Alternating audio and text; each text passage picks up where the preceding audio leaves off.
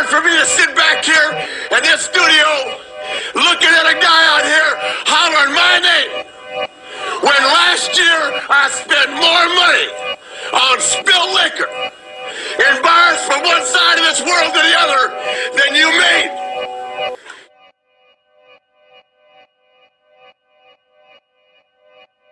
Yeah. Talking to my mirror like I love you so much. Curving on my critics like I heard you, so what? You can't kill my confidence, I think I'm the man. Tally all the I ever gave on my head. Lately I've been living like I can't take a loss. They ain't wanna help me, that's what made me a boss. You can't kill my confidence, I think I'm the man. We don't give a that's what they don't understand. I'm back again like flu season. I broke records while loose leafing. I'm coming down my roof leaving. Don't give a I don't care. Did it for my lonesome. No wonder now I'm on one. No shortcuts on that long run. All I really want is my share. Get on my God, on my tell them it's nothing. In the discussion. Go them feelings, I throw all my pain on percussion. It's disgusting. I hear them bragging about that they did and it do not move me, not in the least. They ain't been dropping no seeds in the soil, but swear that you on my spot at the feast. I've been on go mode, showboat, rowboat, wave ride. Cool shorty, too naughty, pool party, wet for the face ride. Annie up, penny down, hand me down, thrift store, old drip. New money, too funny, old shorty talking about, oh. I'm on that now, can't get a pass now. I'm a cash cow, keeping it brash now. Trash now, I'ma splash out. I've been killing my lows and living on highs. You see in the skies the proof. You could just see in my eyes that there is no lies. I cannot disguise the truth. I've been duck dog getting to my new merch, colored duck sauce on the new couch with my Chuck's on. Get the on with that hate. I'm big cool on the small chat, cause I know now that I'm all that. Got a Hawkeye on the ball cat. Get the out of my face. Talking to my mirror like I love you so much. Curving on my critics like I heard you, so what? You can't kill my confidence, I think I'm the man. Tally all the I ever gave on my head.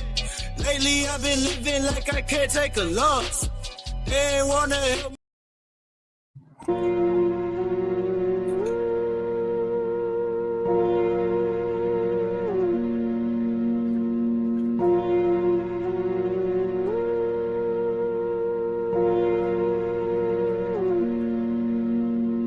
Flexing ain't discreet about it. Extra read about it. Say you wanna beef about it. We gon' come and see about it. Flexing ain't discreet about it. Extra read about it. Say you wanna beef about it. Find out nothing sweet about it. Flexing ain't discreet about it. Extra read about it. Say you wanna beef about it. We gon' come and see about it. Flexing ain't discreet about it.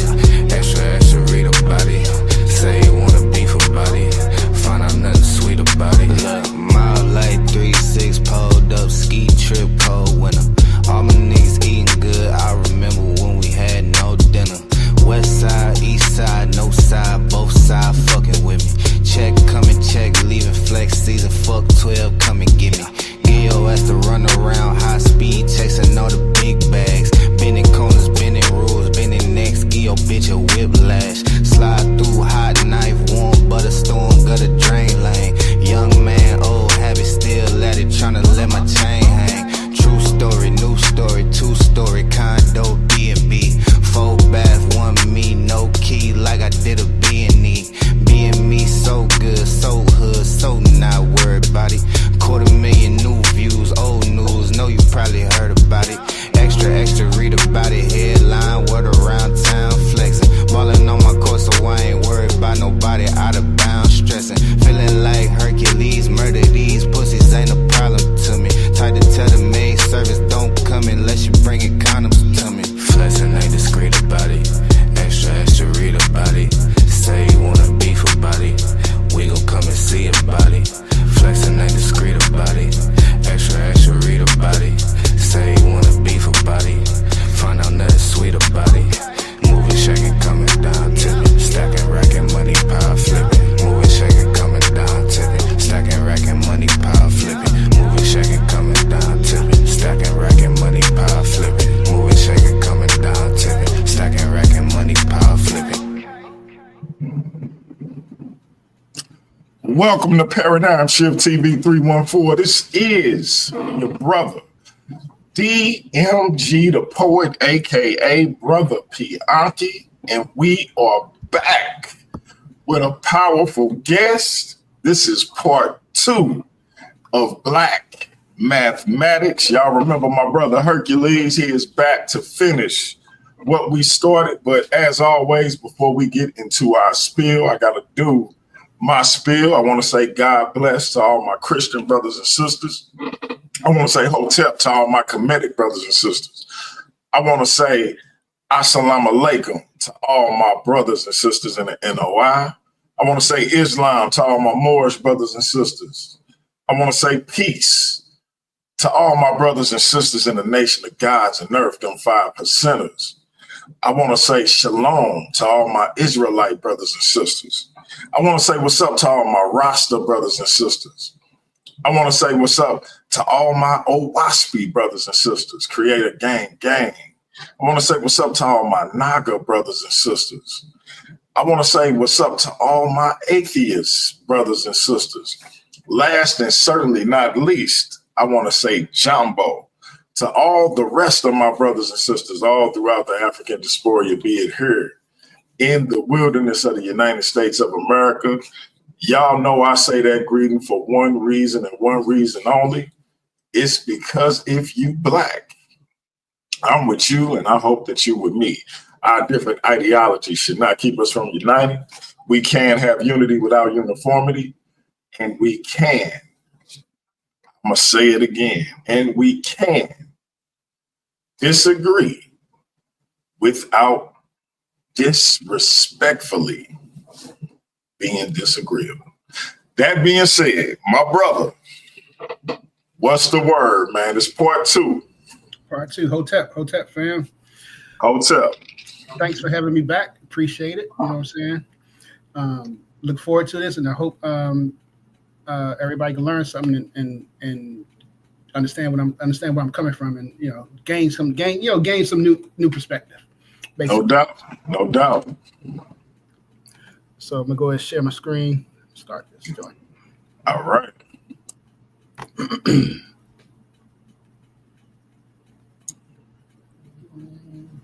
Yeah, I think the first show was heavy because even though I know a lot of people, and I'm not saying that knowledge has a color, and I don't think that's what you were saying, but I think it's important to understand the origin of certain schools of thought or certain understandings of where these things sort of originated, who began to teach them, and all of that stuff. I do think that that's important. Yeah. And so I thought that it was a powerful presentation, at least in that vein, if for no other reason. But people gonna hate. You know what I mean? Yeah, definitely. So yeah, that's what one of the things one of the main things I was talking about is the our information and how we've been taught. So that was the main thing, and I want us to look at. So, all right, go. All right, you ready? Yes, sir. All right, fam. Here we go. It's part 2, and again, we're gonna get into Black mathematics, mathematical science, Black science and stuff. So, and the first part, I believe, I hope I gave a good understanding of what white science is and what we mean by white science. Okay, and what I meant and what we mean, what I say we, because a lot of the elders, I'm building off what they had said before in the past, that white people do science differently than how we do. So what they mean by that is that, it doesn't mean that 2 + 2 is going to be different in Kenya, than we find in Europe. The math is going to be the same, 2 × 2 is going to be 4, in Africa as well in China. We don't mean that. We mean your approach to doing science, your reason for doing science, all that stuff, that's what they meant.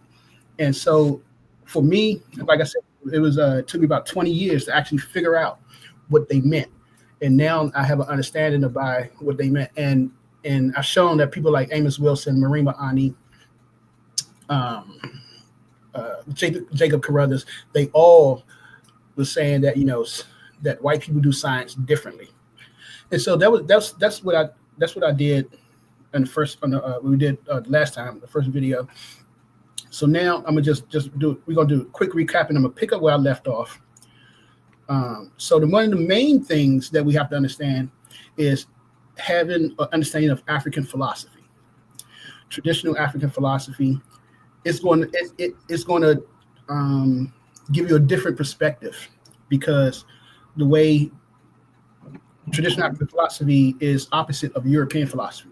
In fact, the whole epistemology of African traditional culture is different than European epistemology, and they're basically almost opposites. So that's one of the things I was pointing out, that if you start to read and study African philosophy, you will come to a different point of view. And I was quoting brother Dr. Luca and his book, The Scientificity of African Traditional Knowledge. It's a really, really good book. And one of the things that he's pointing out is that, our philosophy is based on Western philosophy. So what I was saying is that one of the things I was saying is that we all been educated in a European centric educational system. So we tend to think the way they think. Okay, we're not thinking in the way our ancestors think, And this is brother Dr. Kamalu. And one of the things in his book, Foundations of African Thought, that he said was that, African science is not merely a objective material science. It is a science that recognizes the existence of the spiritual forces. So that's one of the things when the thing about African science, about Black science, they recognize the spiritual realm. They recognize it. In Western science, that's not recognized. It's considered to be, pseudoscience if you talk about spirituality and spiritual realm. But that's not the African view. That is not the Black view at all. Okay. And again, another one talk about the science of the Black paradigm.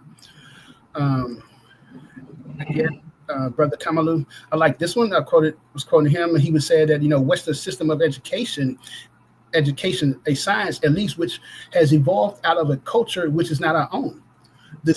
What we call science today evolved from a culture, from a people that is not a Black culture. You know what I'm saying? Our ancestors did not come up with this. And I showed this right here, the scientific revolution that took place from 1500 to 1700. Black people were doing this time. We was, fighting for our lives. We were slaves. We was being made slaves and being killed, tortured and all that stuff. We didn't have time to sit down and write papers on science, science and stuff. This is coming from out of Europe, and it spread all around the world. They spread their ideas of what science is and their methods of science all around the world. That's what they did. Okay. So by them doing that, we all graduated, got our degrees and got our certificates, thinking the way they think, because they showed us their way of thinking, their achievements in science, and we all looked at it like, oh, wow, that's what's up. Wow, you could do this now. We could do this now. So it comes from them. It don't come from traditional African thought. All right. So just how I see things. I'm seeing it.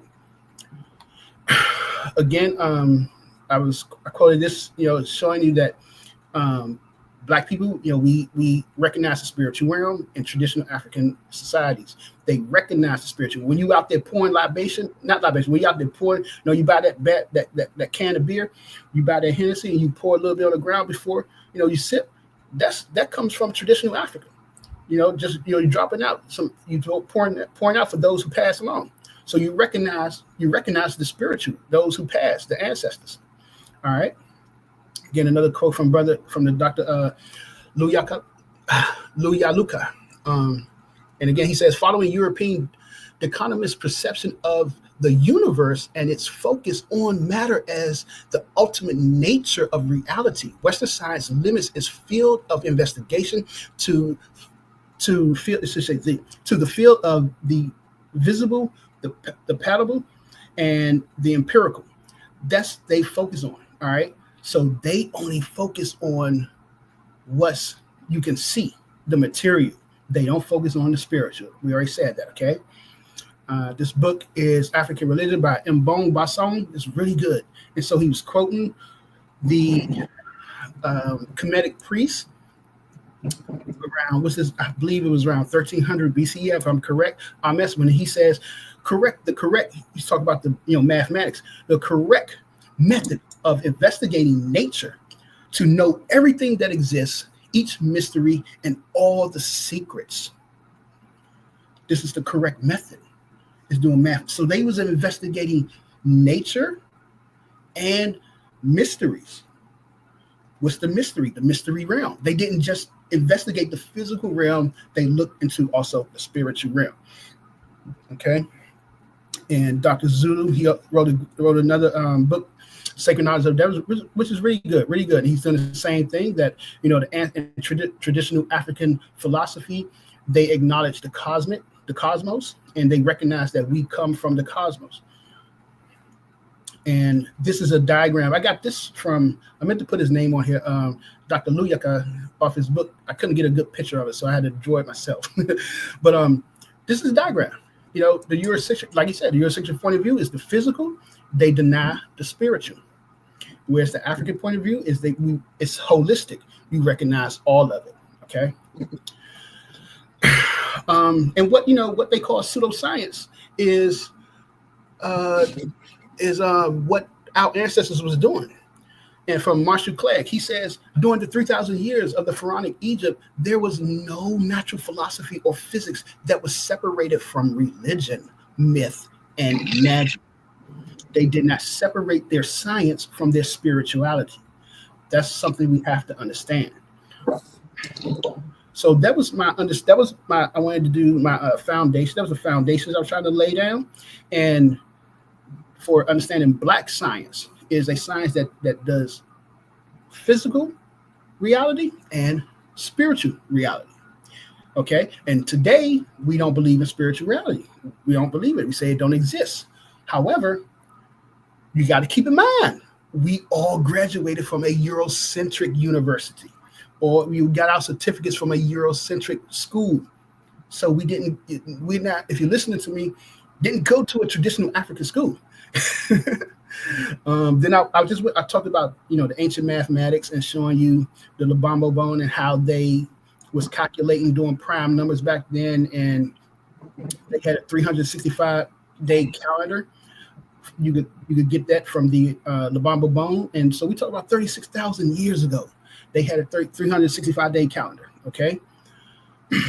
And how both of the Ashango bones, when you put them together, it makes a double helix. So, show you that. We talked about that real quick. And that was a paper that was by Christoph Born, but he did that. He did that work on that. And so the double helix, is something that, with prime numbers, when you graph prime numbers, it makes the spiral just like this. And the spiral, it's reminiscent of what? The universe. And also from the Ashango bone, you could get dectohedron. That is in a paper that Christoph Born he wrote. I mentioned the Makala, the game Makala. This game, it's when you start becoming at the master level of this game, your brain function, your calculations are equivalent to the gamma function and hypergeometric function. All right, I talked about that, and get into talk about the advanced science, hidden knowledge, and the temples and the buildings that they built. They didn't just build buildings just to be building them. So you have to understand that. Like right here in the Temple of Man from Swala de Luz, he's showing you that this temple was the Temple of Luxor represents man. And so it was hidden. They had a deeper meaning in their artwork and the things that they did. It wasn't just one dimensional. It had a deeper meaning. So like the Eye of Haru, and you see the geometric progressions that's on there. And this is from the Temple of Man. This is what it says. He says, when the ancients considered the process of mathematical multiplication, their mode of calculation had a direct relationship with natural life process as well as metaphysical ones. Suado de Luz called this mode the principle of the crossing. This crossing was not a sterile mental numerical manipulation, but a symbol for the process by which things enter into corporal existence. So it just wasn't, we're just doing math. They understand that you're doing mathematics and it's connected to the spiritual world. That was their view, okay? And so spirituality and science is how our ancestors did science. And so I made the connection. This is my connection. This is me making this statement, okay? That they had an understanding of what we call complex analysis. Okay, and when you're dealing with complex analysis, you deal with what's called imaginary numbers. So when you have an equation like x squared plus 1 equals 0, and you solve it for x squared, you're going to get a -1, and you get a square root of -1.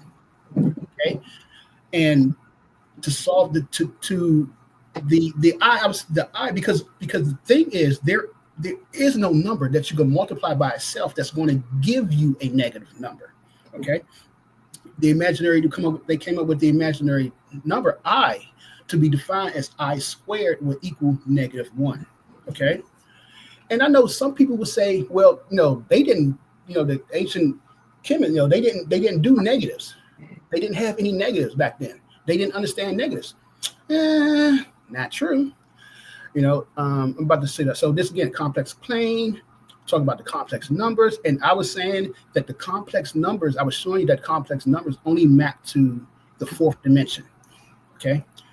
They do not map to our dimension. In the third dimension, you can only map them to the fourth dimension. And so from the book, Marshall Clegg's book, Ancient Egyptian Science, a source book, among the most intriguing arithmetical problems found in ancient Egyptian mathematical documents are those that seek to find an unknown quantity when a sum of it and one or more of its parts is specified. This includes cases when the sum includes a negative term. Okay, so yes, they did have an understanding of negative numbers. And then, I will mention, he does go on and say, well, they probably didn't have any use for it. They understood negative numbers, but, they really didn't have a use for it at all. That's what he went on to say. That's what I was going through. And this paper right here by Michael Barr shows you that you cannot map complex numbers to the third dimension. They only map to the fourth dimension. And I went through this paper and showed you that. And so it talked about that. All right. And this is a fourth dimensional object. I showed, and from Richard Gilling's book, The Jewel Pyramid, in his book that he found in the Rising of the talked about creating a jewel pyramid, and this is how you do it. And they showed it. And so he got this from his book. And it's so they was already thinking about the fourth dimension. And of course, if you're paying honor to the ancestors, you already understood that there is another dimension besides the one we live that you can see right now. There's another world. Complex numbers and chemistry. So I went through and said quickly. I said if you have a Eurocentric philosophy, when you start with your mathematics, your applied mathematics and applied science, it's going to lead to technology. That's what it's going to lead to, because you have that. That's how they think. They think artificially. Like today, we're doing artificial intelligence. However, when you have an African-centered philosophy and your mathematics and your applied science, is going to lead to a natural technology and organic technology. That's their advanced math. It led to organic technology. And one of the things that that made me help me come to this conclusion was that book by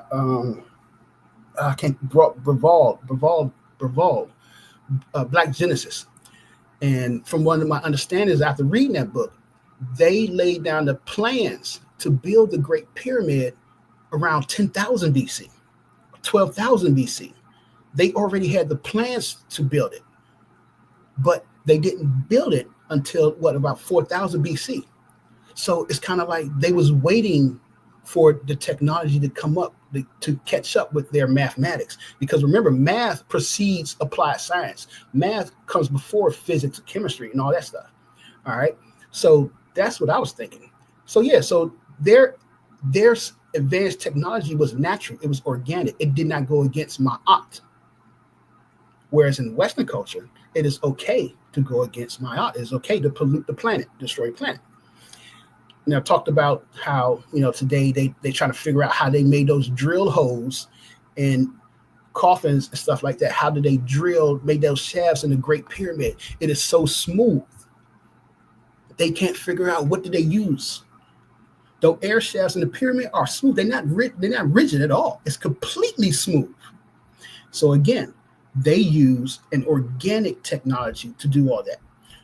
I know we think, but it's because you have to keep in mind, we grew up in a Western culture. So we think of technology, we think of artificial technology, fans, concrete, plastic and all that stuff. They wouldn't have went that way because that would be going against Ma'at. That's what I was saying. And okay, so I'm gonna pick up here, slow it down. I'm gonna pick up here, start. I added this slide, added this paper because I was kind of psyched to find this paper because this was actually one of my professors, one of my first professors when I first went to college, Dr. Katz, and he was. It's funny because if you ever you watch those TV shows where you see the scientists, the white scientists, and you walk around, he got that gray hair, that salt and pepper hair, glasses, look like he's always talking to himself and doing problems. That was Dr. Katz. That was Dr. Katz. He was cool as a mug, I think I had him for pre-Cal. I think it was pre-Cal or maybe Cal, but he was he was really cool. So I found this paper that he wrote, and he's basically talking about calculus. What we call calculus today, they did 1,000 years back, about 1,000. Not BC, 1,000. What is it? AD. Our 1,000. In Kemet and Cairo in Egypt at the time, the Arabs took over, and that's what he's talking about in this paper. So people would say, they weren't doing calculus. They didn't do calculus back then. And I'm like, yes, they did. So I'm trying to show you that the ideas of calculus of solving areas under parabola, they were doing that 600 years before Newton and Leibniz. All right, and he goes and he shows you the guy Ibn al-Haytham is the one. And he shows you this guy. He solved the volume of rotating a parabola and finding the volume. What we call integration today. In calculus, he did that back then, before Newton. And so this concept that no, they weren't they weren't doing advanced mathematics because why they didn't apply it. Where's the where's the technology? But they was already doing that. And they was doing that even before this. You go back 4,000 years. I'm trying to tell y'all. From Marshall Craig's book again. Many students of Egyptian mathematics have singled out the fundamental importance to its whole structure of the concepts of doubling, halving, fractional multiplication. But there are other fundamental concepts that emerge from an examination of the documents that stand out. The concept of quadrature.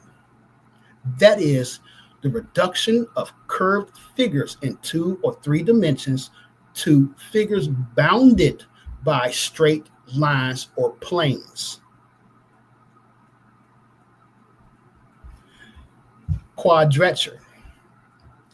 That is the reduction of curved figures in 2 or 3 dimensions to figures bounded by straight lines or planes. That is what we call calculus, you guys. That's called numeral approximation.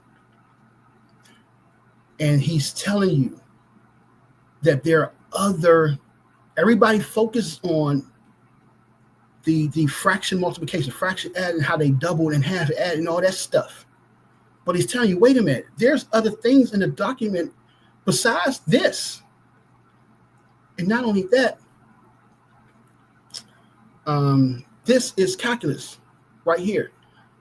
When you take Cal 1, you learn this, how to find an area under the curve.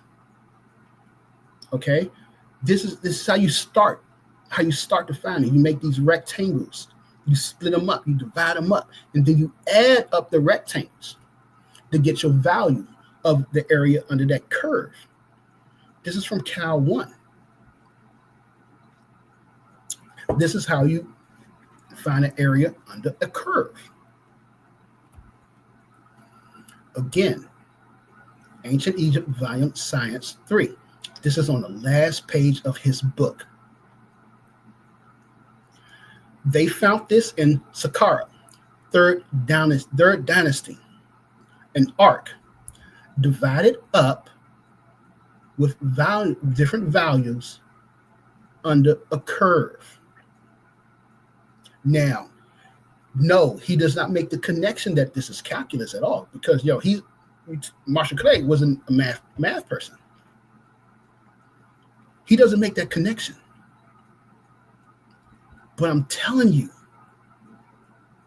what else would you do if you dividing up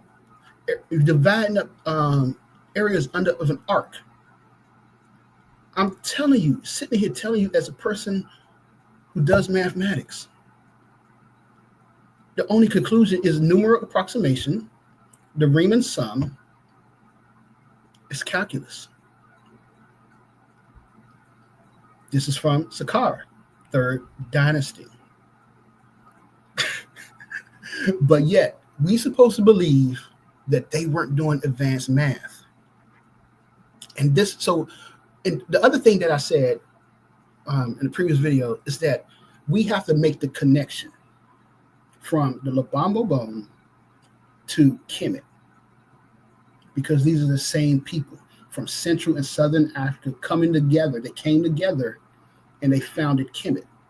So we supposed to believe that Black people for, about 25,000 years of the Lubombo bone until the founding of Kemet only reached the level of algebra? That's it? For 25,000 years? That's the only level they reached? Come on, fam. Come on. I can't, no. All right. So that's what one of the things I wanted to get across is that our ancestors, they were advanced in mathematics. They had an advanced understanding of math. What they did for the spiritual, they also did for the physical. And you have to keep in mind, we grew up in a Western culture. But if you grew up in a traditional African culture and you're going to the ceremonies and you're going to, pouring libation, you're watching the rituals, you're watching people, getting possessed and doing all this stuff, you're going to ask yourself one day, how do you represent that mathematically? How can I model that? And that's why I said I made the connection with complex analysis, the imaginary numbers. They model the fourth dimension. You cannot map imaginary numbers in the third dimension. So they came up, they had an understanding of what we call complex analysis and imaginary numbers. This is just the world that they would have grown up in. But because we was raised in a Western culture that despises Black culture, we think everything now is advanced, and we've only progressed forward from the past. But I have to remind you that is a Eurocentric point of view of thinking, a way of thinking, okay? And I talked about particle in a box. This is a particle in a box. And what it is that you are if we look at the first picture in the top corner, you're looking at the particle. It can only stay in this box. Okay? So what you're looking for is the energy levels of this particle within the box between 0 and L. You want to find those energy levels. Okay? And so in order for you to find them, you would make your calculations to solve, equation to find the particle that's between the well. All right. So this, I'm saying, I know y'all saying like, wait a minute, man, you're not making sense. No. We talk about the people who knew advanced math, right? And I'm saying that they came up with a understanding of what we call today a particle in a box. They didn't call it a particle in a box. They probably called it something else. However, they had an understanding of it, a complete understanding of it. And hold up, I'm trying to understand thing. Okay. So I just want to, let me see real quick. I want to explain make sure I explain this so you can understand. So let's see. So real quick. So what is it? What is this? What am I saying? I'm talking about particle in the box, right? Bam. You have the XY coordinates. I'll put this here. This is 0. And what is that? L. We're gonna say L. Okay, for this box between here. And so, what are we doing? You're looking for, I'm all off, but wave function, bam, bam. You're looking for particle in the box. You're looking for the value of this wave function here in a box. That's what you're doing. And the equation is a psi of x, right? Psi of x equals, this was kind of easy to remember, a, because it's always this. It equals this, k, x, ka, no, x, I'm sorry, kx. So your psi equation equals a sine kx, right? And let's let p equals psi squared of x squared, because you would square the this equation. And so you were looking for this from negative infinity to infinity of p of x dx. This has to equal 1. All right. So this from negative infinity to infinity, this has to equal 1 because it's a probability. What's the probability of finding this in here between these walls, between these two? The probability has to equal 1. Your probabilities always have to equal 1. You guys, I'm pretty sure you guys know that from probability class. But yeah, so that's what they're looking for. That's what you're looking for. If it goes outside of the box, you come outside of the box, your particle travels outside of the box. This is not what you're looking for. This should be 0. On this side, also, your particle is over here. This is 0. Okay, so that's a particle in a box. I'm just roughly, going over this. This is basically what a particle in a box is. You're looking for the value of this function between. It has to stay between here. Outside of here, you don't care. If it's over here, you don't care.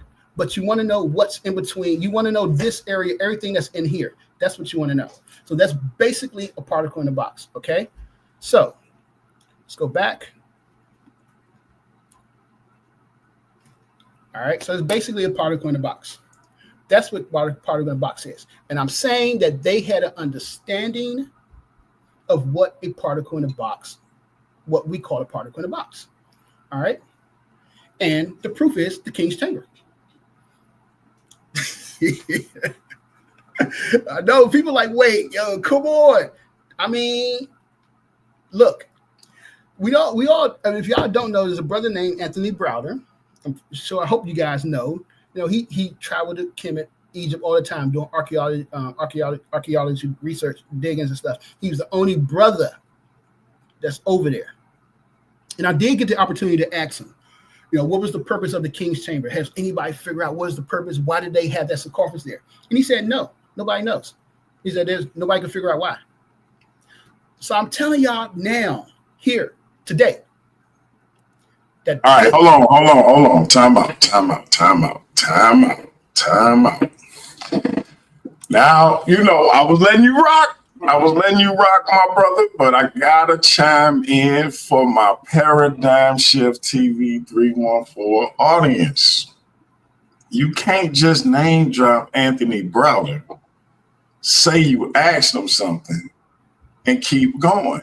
So wait a minute. So you actually spoke to the great Anthony Browder personally, because you are in DC, ain't you? Yeah.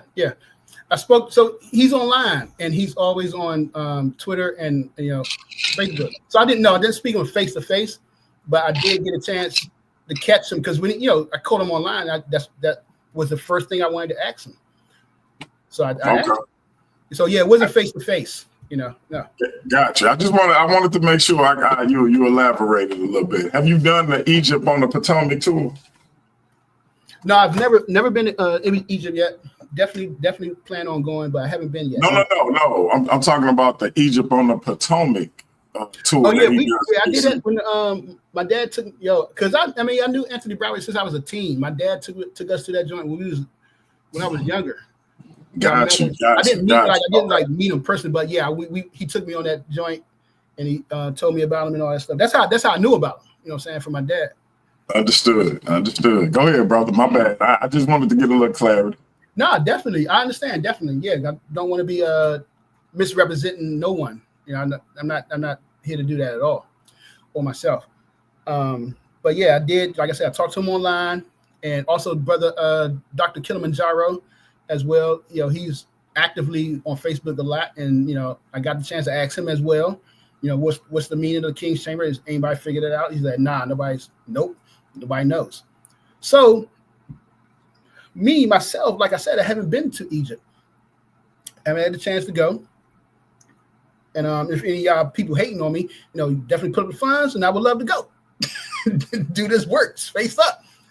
But however, I can only do a meta-analysis reading the papers of people who wrote papers talking about the King's Chamber and everything. And like I said, the particle in the box. Everything inside the King's Chamber frequency resonates between 30 hertz and 130 hertz. Now, however, inside the sarcophagus, the frequency only registered at 117 hertz. That is a particle in a box. So you're looking at a physical representation of a particle in a box. They built this to let us know their level of knowledge. Now, I know you're thinking like, man, no. Again, you guys, you tell me your conclusions. I'm not saying they called it a particle in a box, but hey, this is the stuff, this is what they left behind. And I believe let me say this as well. I grew up knowing this stuff, knowing about Kemet, knowing about ancient Egypt as a kid. I was exposed to it when I was about 12, 11 years old. So growing up, I always had an idea in the back of my mind that our ancestors were way smarter than, Europeans. I've always thought that. I just couldn't prove it back then, growing up. But now I think I can. And that's what I'm doing. The Schrodinger equation. Now, this is the Schrodinger's equation that represents a particle in a box. The Schrodinger equation is a fundamental equation in quantum mechanics that describes how the wave function of a quantum system changes over time. It's analogous to Newton's second law in classical mechanics, providing a way to predict the behavior of quantum systems. Essentially, it tells us how the probability of finding a particle in a certain state evolves in space and time. Now, I said you guys know my background is in mathematics. However, we do physics as well. Chemistry and all that stuff. I took physics as well. Physics 1 and Physics 2. I took both of them. Didn't have to, but it was part of my electives that I just wanted to take. So, me, when I was studying physics, things would just pop in my head like, damn, what if they knew this? Like, damn, man, did they already know this? But if you don't think like that, you're not going to look for it. And I think it was Michael Eric Dyson. I think, what's his name? Michael Eric Dyson, the physicist. The only thing that I agree with him that he ever said is that, he said white people, they don't search in history for people that are smarter than them. So the Schrodinger equation is how you will represent a particle in a box. That's what that equation is, okay? And it says it represents the quantum systems that changes over time. Quantum systems, the quantum atoms that changes over time. That's what it says. And I'm telling you that the ancestors had an idea of what we call the Schrodinger equation. They did not do things just one side. They didn't just do spiritual stuff. They will also do mathematics that will match the spirituality, the spiritual system that they are into. We just talked about this. They didn't just do math. They will also do, spirituality to represent. So, and you guys will know this. Y'all gonna laugh when I show y'all the next slide. Y'all gonna laugh. But they already showed us because we just didn't connect the math. Knowing the creations of Ra, from Ivan Van Sert's book, Egypt Revisit. I didn't put the page. Now, this was page 305 or something, or 309. But knowing the creations of Ra is how you will model. The Schrodinger equation is how you will model knowing the creations of Ra. Again, what did the Schrodinger equation say? It represents quantum systems that changes over time, providing a way to predict the behavior of quantum systems, of those quantum atoms. What does the creation of Ra talk about? You probably hear my son laughing in the background. Hey. He's over there tripping. Sorry about that. But what does the creation of Ra talk about? How he brought himself into existence and expanded into the universe. It talks about the quantum atoms, those fermions, those glutons from the beginning of the universe, and how it expanded over time.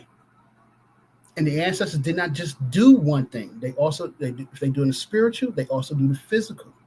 So that's how they came up with particle in the box, the King's Chamber, with the different resonance and the different frequencies.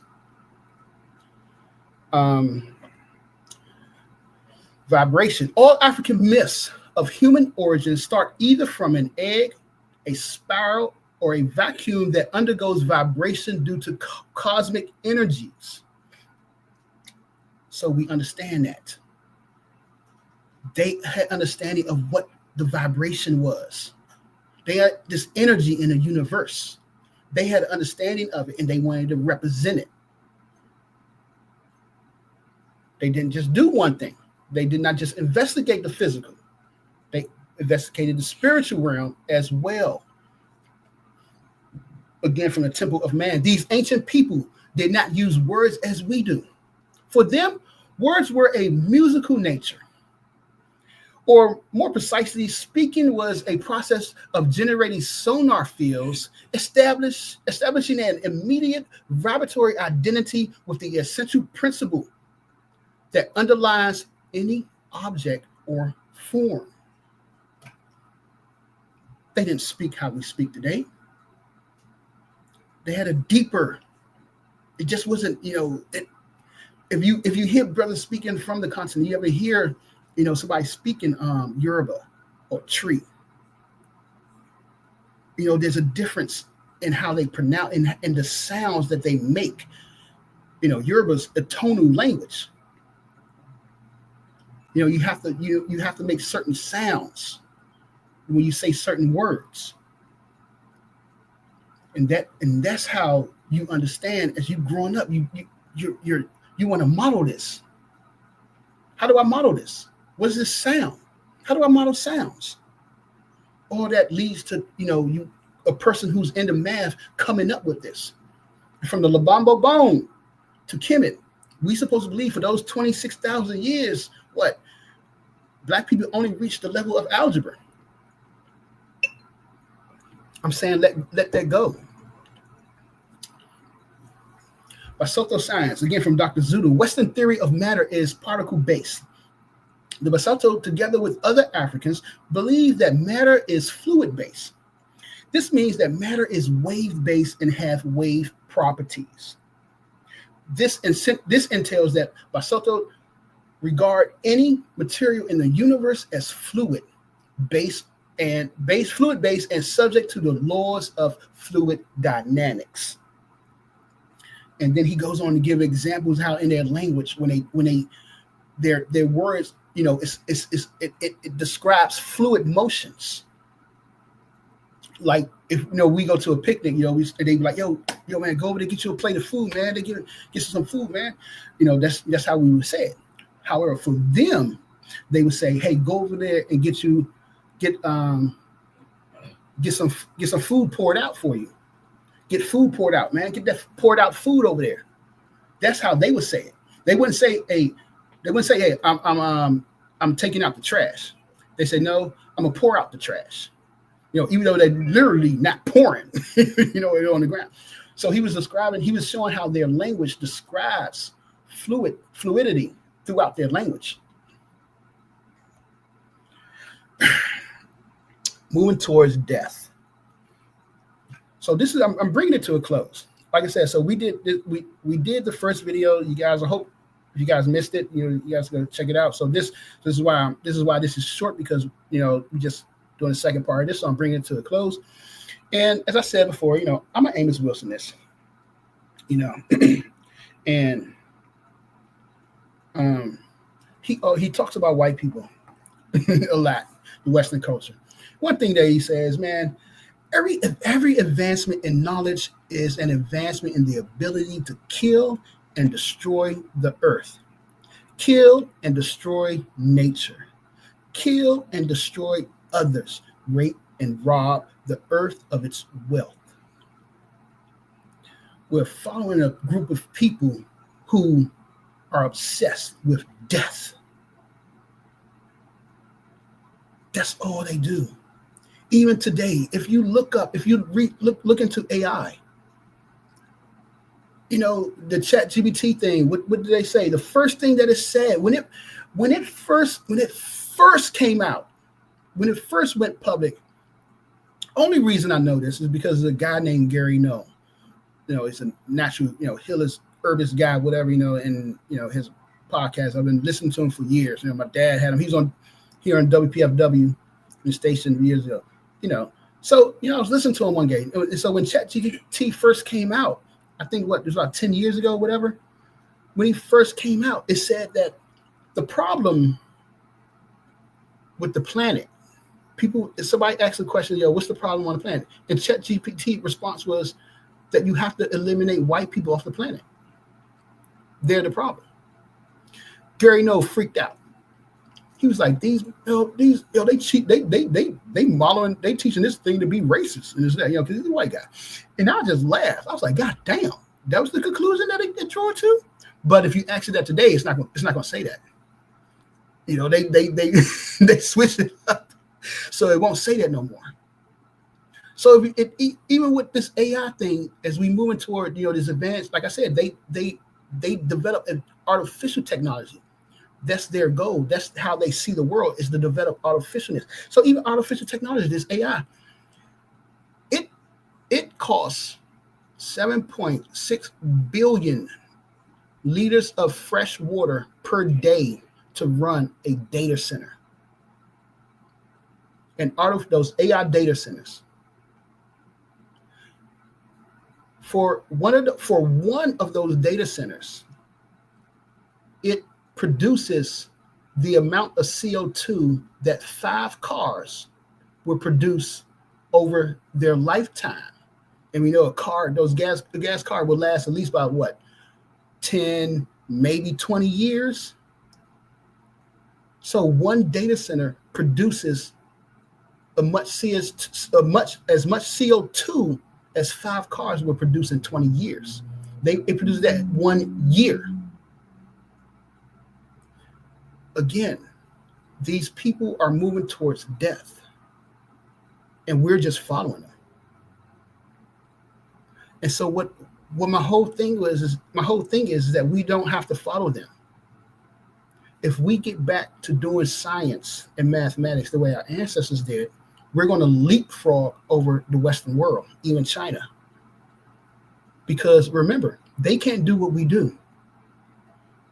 Our ancestors was moving 20-ton stones, 50-ton stones. Western culture wasn't able to move 20 tons until what? The 1900s. Once we tap back into that ancestral intelligence, we're going to leapfrog forward. So I'm going to bring this to an end. And I hope you guys, I know y'all going to have some questions, but I'm going to bring this to an end. But before we close, I want to do some math. And I hope I don't lose y'all. I'm not going to do displacement. We're going to do deformation of a contour. Let's talk about deformation of a contour. In complex analysis, you'll come across this deformation of a path. So theorem 2, it says, if f of z is analytical in a simple connected domain D, then the integral of f is independent of path, provided that the paths are all contained in D. 2, if the endpoints of a path C are fixed, and if we can continuously deform C to another path, C prime, with the same endpoints, then the integral of C, f of z dz, is going to equal the integral of C prime, f of z dz. As long as all intermediate paths between C and C prime contain only points where f of z is analytical. So, what does this mean?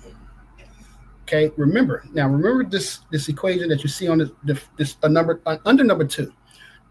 The integral of f of z, the integral of c f of z dz equals the integral of c prime f of z dz.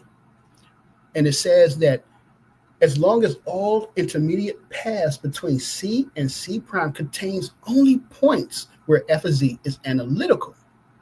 Okay, so what does this mean? So let's see. What is it? F of C. C. All right. Let me try to make sure I remember that, or probably just come up with something else. But anyway, let's scroll up. All right. So move. Pins. All right. So what is it saying? What is this saying? What are you doing? Okay. Let me show you what it's saying. So it said, what does it say? It said the integral C.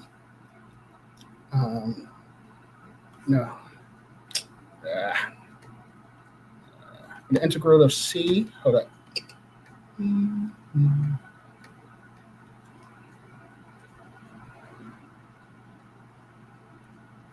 right. Bam. All right. The integral of C, it's an integral of C f of z dz is going to equal the integral of C prime f of z, sorry for the bad handwriting, dz. So what is this saying? What does this mean? So I'm gonna draw plane. It's terrible. Hold up. Terrible. So we have a plane, bam. And remember, this plane, actually, this here lies in a, it said plane, right? It lies in the plane of like a D, right? That's what it said. Bam. Okay, so we have a path. You have a path. This path is a path. This is your path C. So it said if you have a path C and then you have another path, this path right here, you have another path. This here is C prime. So what is saying that if it's analytical means like if there are no singularities within the second, C prime, if there are no singularities around here, you have no singularities, then C prime, we could push C prime. What's it? Okay. We can push C prime down to C. That's what it's saying. Okay. You can take C prime and you can push it down to C until it matches C. And there's no difference because it's analytical. There are no singularities within this path, within this plane here of C prime. That's what they mean. Okay. Now, what does that? Why is this not? What does that have to do with anything that I'm saying? Sorry. Hold up. What's going on? Oh. All right. And what does that have to do with anything that I'm saying? All right. I'm going to do this again and explain it. Come on. Move up. Got that? So one thing that, I love about Amos Wilson, he's always saying you got to look at things from a Black perspective. So let's do this. Come on. Why are you acting up? Do this again.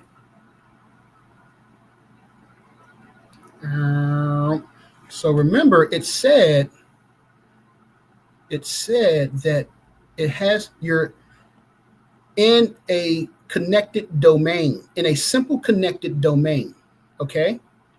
You're in a simple connected domain. So this is the plane. So the plane is in the domain. So the domain, this is going to be your domain. This is our domain. It's connected. That's surrounding the plane. Okay. Simple connected domain. And we'll just call this domain omega. Right. Now, it said if you have a path, I'll use blue. If I have a path C, let's make this circle and C, because I use C and C, so let's just say this is epsilon. Okay, and then let's go to red. Let's use red, and we have another path. I'll just draw a shape so hope it make it a little easier to understand. So let's make this a square. Okay. This is a square, sloppy square. I know, shut up. And the square is just beta. All right. Not beta prime. I meant just beta. Just wanted to be beta. All right. So basically what it's saying is that you can take, sorry, you can take beta and deform it to epsilon. Okay, you can take beta, this square right here. You can take this square. As long as there are no singularities, it's analytical everywhere, meaning it's differentiable everywhere. You can deform this square down to epsilon. It becomes epsilon, identical with epsilon, period. It becomes like that. All right. Long as analytical, meaning long as differentiable everywhere, there are no singularities within PEP. It can deform down to epsilon. So how does this connect? This came to me, and I thought about this when I was listening to Brother Baba Baruti, and he did a lecture, an interview, and he's talking about, we have become them. So this omega is what? The domain, what? Western culture, right? Beta is what? Beta would be black people. Epsilon, you know where I'm going with this, Europeans. So throughout the centuries that we've been here, we have become just like them. The majority of us.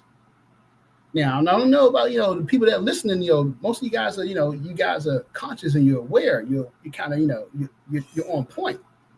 However, the majority of us over the years have become just like them. And the reason I'm bringing this up is because this is a mathematical way of showing that, this idea of, Pan-Africanism is dead, or, this, we shouldn't, connect to Kemet, this stuff is stupid and dead, I'm showing you mathematically, you guys are incorrect. As the theorem said, as long as we have no singularities within here, beta can deform to epsilon. So I'm saying, if we did have singularities, and what would be our singularities?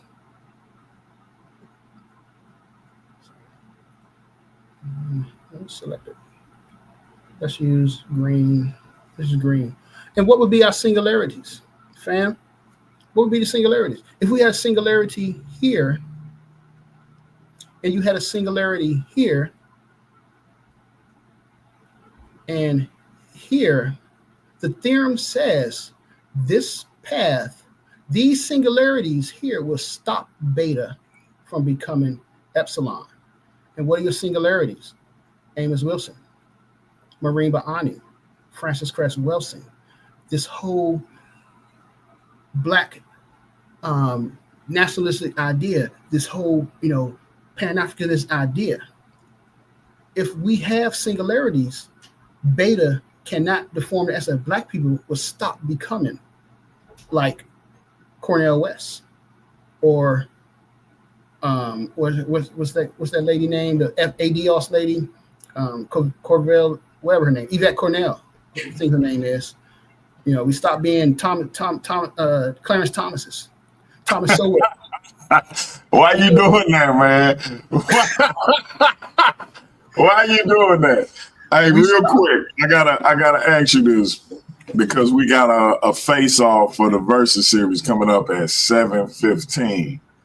I'm done. I don't want to rush you though.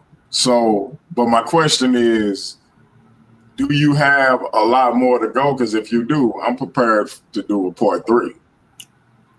No, I'm done. I just wanted to bring out that point, to show us that we have to stop. I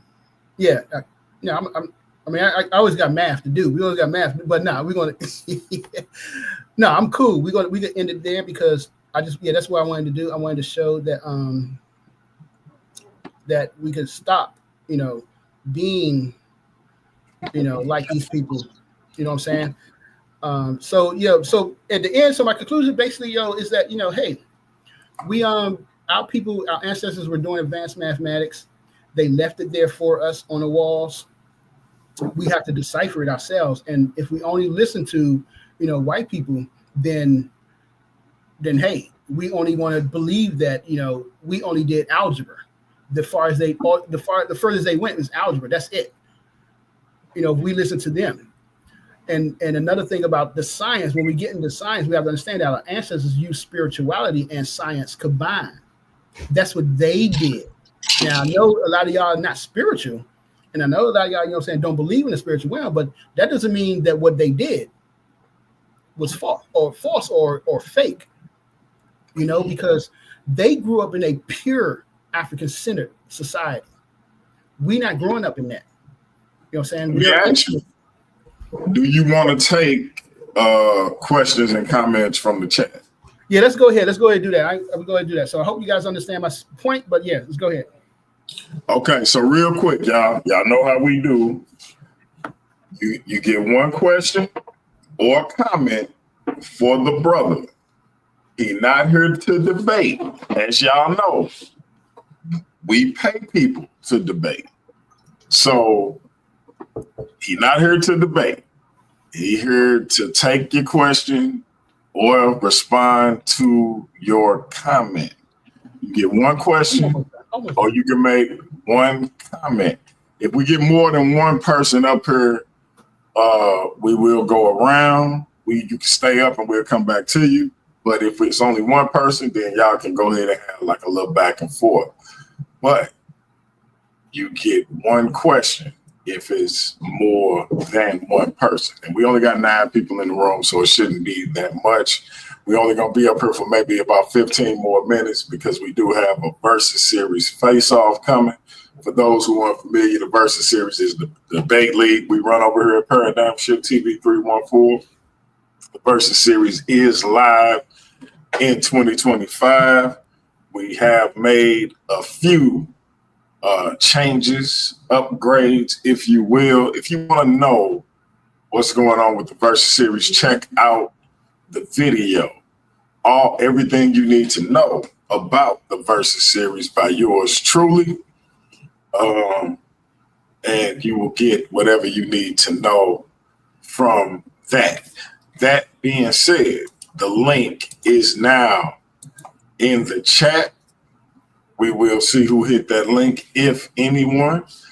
The brother King Cam says, are there any books you recommend?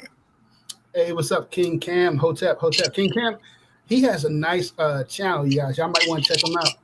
He goes a lot into the history of Kemet and Nubia, and the brother's pretty good. So yeah, the books I definitely recommend. There are a lot of, as let me be real. I have, like I said, I've been doing this since I was young. So I've read some philosophy books when I was younger. However, I didn't understand it. So now I'm rereading them. So for the past 2 years, I've been definitely getting into it. So yeah, some books by Camus, African Philosophical Foundations. That is a great book by Dr. Camus. And then his other book, Person, Divinity, and Nature. Now, that book is a good eye-opener. Foucault, his book, Brother Foucault. I can't think of the book offhand. Hold up, wait. Let me pull it up real quick. Foucault is a brother from the Congo, and he has a lot of great books. He has a couple of great books, I should say, on African philosophy. And it's called, the one that I'm thinking about right now is called African Cosmology, or Black in the Black Congo. Yeah, African Cosmology in the Black Congo. That's by Foucault. Then you got Obinga, the Grandmaster Teacher, Theophil Obinga, Ancient Egypt in the Pharaonic and Ancient Egypt in the Philosophy. He does a great book. Mala Karinga, he wrote the book Moral Ideas in Ancient Egypt. You got African Philosophy, also by Theophil Obinga. So, and and the one by Brother Dr. Luyaka, traditional scientificity of African traditional knowledge. I mean, the philosophy books is where, you know, we kind of was like, we differ from European Western, you know, culture, Western philosophy and stuff. And that's the main thing that I've been saying, is that, you know, the philosophy of our ancestors, of Black people, is completely opposite of European philosophy. And it's a hard thing for us to understand because, you know, like I said, we grew up here in the Western culture. You know, we grew up here. So it's hard for us to understand African spirituality for the most part. You know, it took me a while to understand it. You know, I completely didn't understand it. It took me a long time to understand, you know, what they was doing and, you know, getting into it and stuff like that.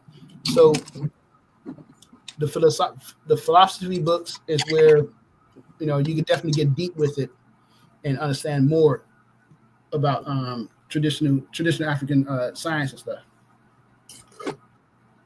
Okay. All right, we're gonna give y'all another opportunity to hit the link. The link is in the chat. Hit the link. The link. Gotta say, man, I'm kind of disappointed, brother DMG, because, you know, Bama's, they was talking mad trash to me in the chat, but they but now that I'm here, they don't want to show. Maybe it's because it's Saturday, everybody out. Maybe they just enjoying their day. You know, maybe. And I just subscribed to King Cam's podcast as well, and I put it in the chat from my DMG TV 314 profile. So y'all make sure y'all hit that link and subscribe.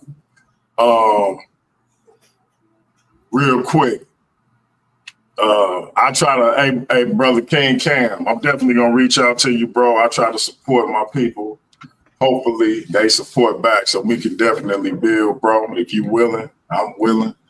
Y'all support that, brother. I'm gonna drop the link one more time, give y'all an opportunity to come in. If not, we're gonna go ahead and wrap it up.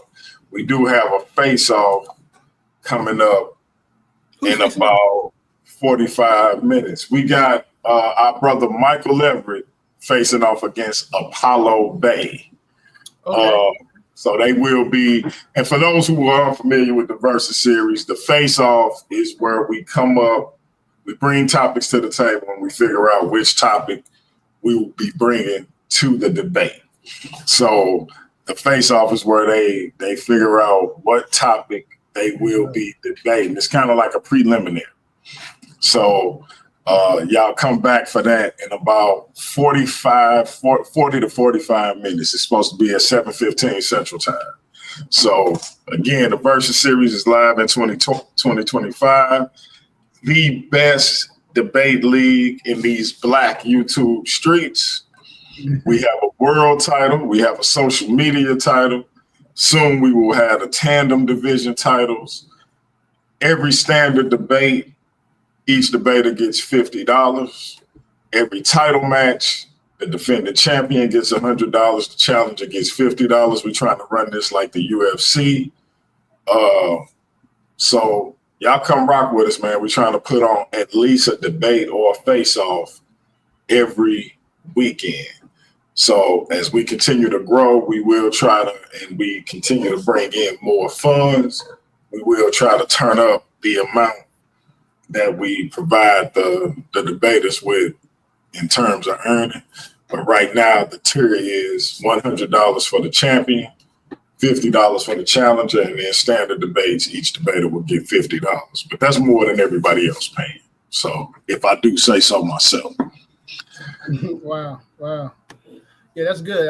I enjoy watching them join sometimes. It's pretty interesting to see how people do stuff, where they come to their conclusions and stuff. It's funny. It's funny to me, but you know, it's interesting. Yeah, some of the yeah. I know what you mean. So, I know what you mean. And I just and Like I said, man, like I said, maybe just everybody out chilling, enjoying their Saturday, during their weekend. Yeah, it's Saturday. It's Saturday, so you know how that go. Yeah. And listen, man, I'm gonna be building with this brother as often and as consistently as I can. So y'all get used to seeing King Herc over here. He also be over on Super Wavy channel. Powerful brother. He's a martial artist. He's a mathematician. He actually putting real action behind the things he's saying as far as our youth are concerned. So y'all support that brother any way you can. Like I say, you'll be seeing him over here more often because I'll be reaching out to him to do other shows. And whenever he decides to go ahead and do his own channel where he demonstrates some of his martial arts and his mathematics skills, I'll be over here to promote it. You know what I mean? Just to see, and if you didn't catch the hint, brother, that's just a little suggestion.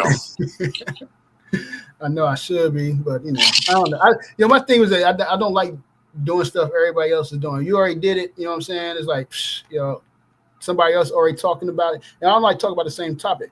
If I do, I'm coming at it from a different point of view.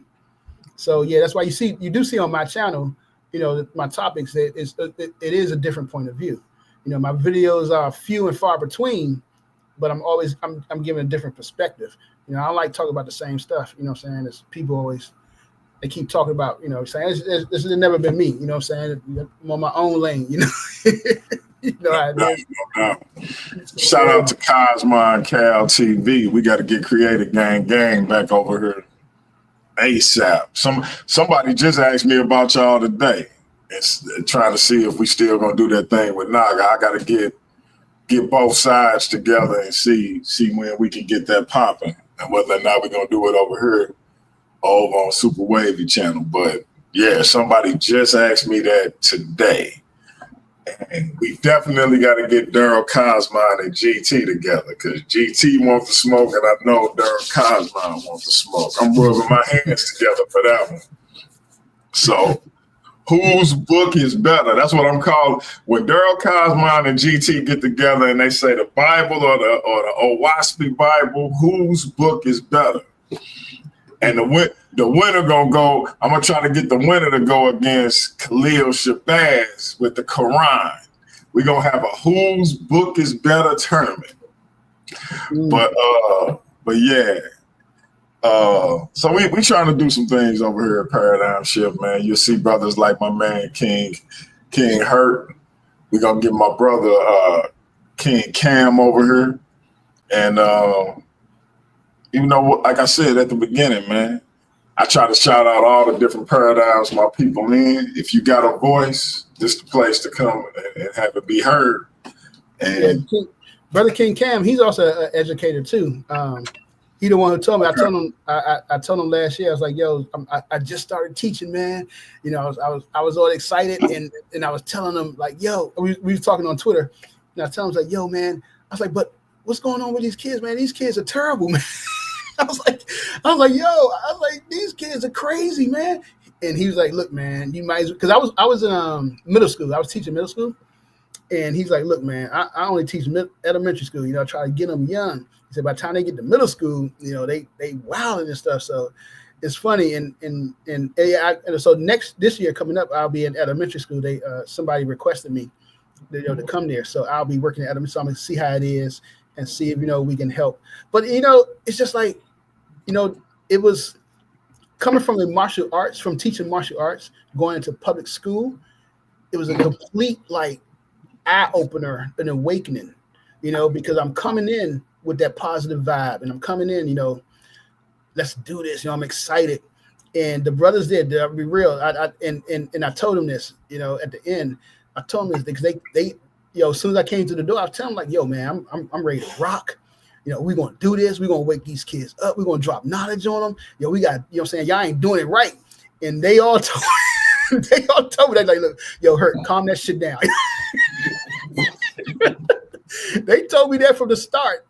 And so at the end of the school year, I was like, damn, man, y'all was right. I was like these kids, It'd be like that, though, because we got to remember, man, these kids coming from different situations, different backgrounds, different mind frames, and different things been poured into them. And they just not ready to hear certain things. And so, you know, it's a tough road to travel trying to penetrate some of these young minds, man. I had a little dude tell me, he was like, black people the ones been getting over on me my whole life. Black women the ones been breaking my heart.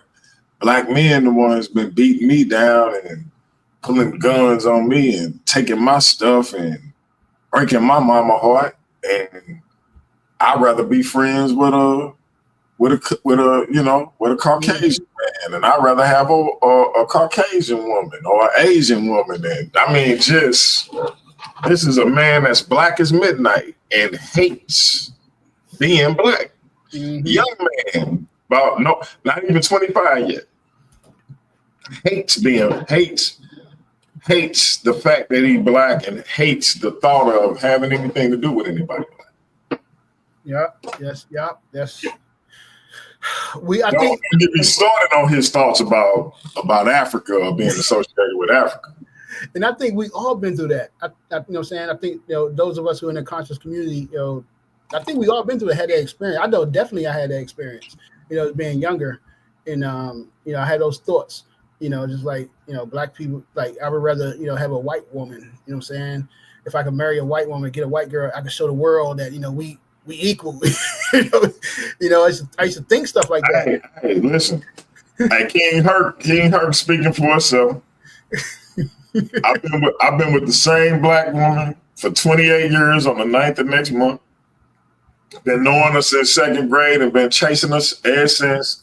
Finally caught. I was like Pepe Le Pew chasing her from 2nd grade. I finally caught her my junior year and ain't let her go since. I don't know what he talking about. I ain't never had a thought of being with a clear person. Ever. Yeah. So yeah, I understand where he's coming. I don't thought that for a minute, but you know, you wake up, and but yeah, it's definitely an experience, you know, being in the public school system. And I'm just messing with you, by the way, brother. I'm serious. Yeah. I'm serious about what I said about my wife, but I'm just messing with you. No, it's all good. Yeah, I understand that. Yeah, it's definitely. Yeah. But yeah, it's cool, man. Hey, I enjoyed it. I appreciate, you know what I'm saying, appreciate letting me come through, you know, do this joint. And you know, I just, you know, people always talking trash to me in the chat when I talk about white science. I mention white science, but you know, they ain't show up. They ain't show up. Hey, listen, we gonna do another show, and we gonna have to do a panel show, bro, where we just open up the panel and see who. Yeah. See who actually want the smoke. You know what I mean? But yeah, I expected it to be a lot of opposition, but it wouldn't. You know, but that's how it be sometimes, man. Like you say, it's a Saturday. People out and about maybe, and they just didn't realize what was happening. But we'll see what's what. But yeah, I was expecting a lot more opposition, man. So oh, good. Definitely. No doubt. But yeah, I'll be reaching out to see if we can build some more. Hey, like I said, 7:15 Central Time, man. Ratchet Craig gonna be hosting the face-off between the Michael Everett and Apollo Bay. They're gonna figure out what they're gonna be debating in terms of the Versus Series. Versus Series is live in 2025. Tomorrow, we got Ladies Night with yours truly, DMG, and my sister, same mama, same daddy, not a black. We're going to open up the chat and see what the ladies got to say. We returning after a long hiatus, but that show is back. Y'all can stay tuned for that. Tomorrow, y'all come back and check us out. That being said, hey, it's the brother King Herc. It's your brother DMG the Poet. That brother will be back. We're going to be building with him some more. Y'all come back and rock with us. We will be black at it again. Salute, King Herc. Appreciate you coming on, bro.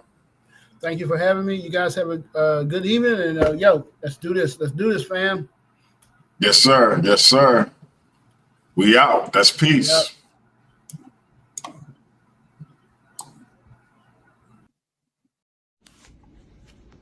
The following music is performed by the Musical Messiah, aka the most dangerous Bible believer.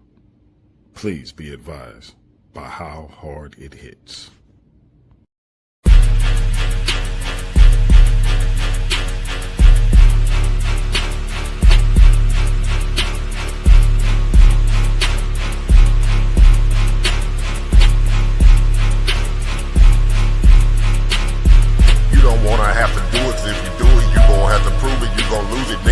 Life in my paradigm, shifting time from one state of mind. Something like the truth is, yes sir, I can prove it. Go ahead, bring the hallelujah to you. Back up on the beat, back up on the sweet. Pack up all who speak bad on O&E.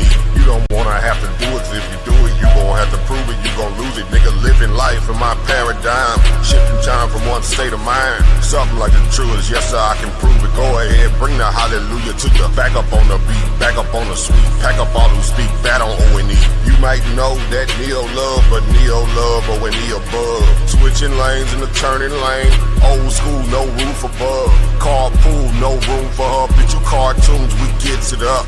We check the sources, you listen to voices. You are not living like us. You say you creeping in houses and all of the monsters is living in fearing of us. Pussy, we are not monsters and we are not pouncing and we are not giving a fuck. We up the score on you niggas. We done outgrown out you niggas. Nigga, yeah, with DM the G, Craig and the Craig and nobody. They saying Judah the Nad, but he be trash. Bring me the bag. Why the fuck would you brag with? No, you ain't living that bad. You are not rad. I take your choices and put them inside of a bag. Smoke them like hash. Then dump out the ash and now the pussy on the crash.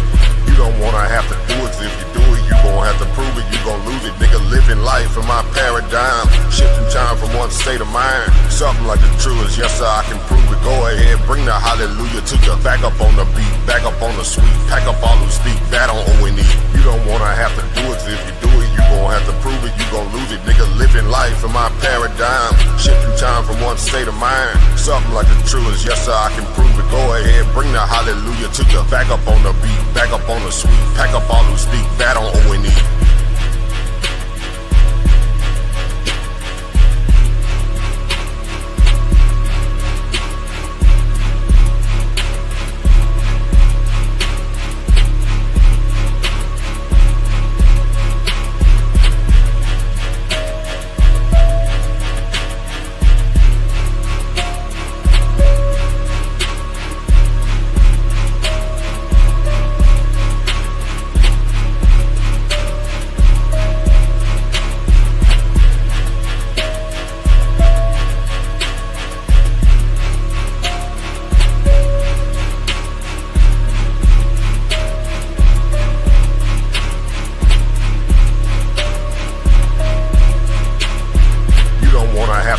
If you do it, you gon' have to prove it. You gon' lose it, nigga. Living life in my paradigm, shifting time.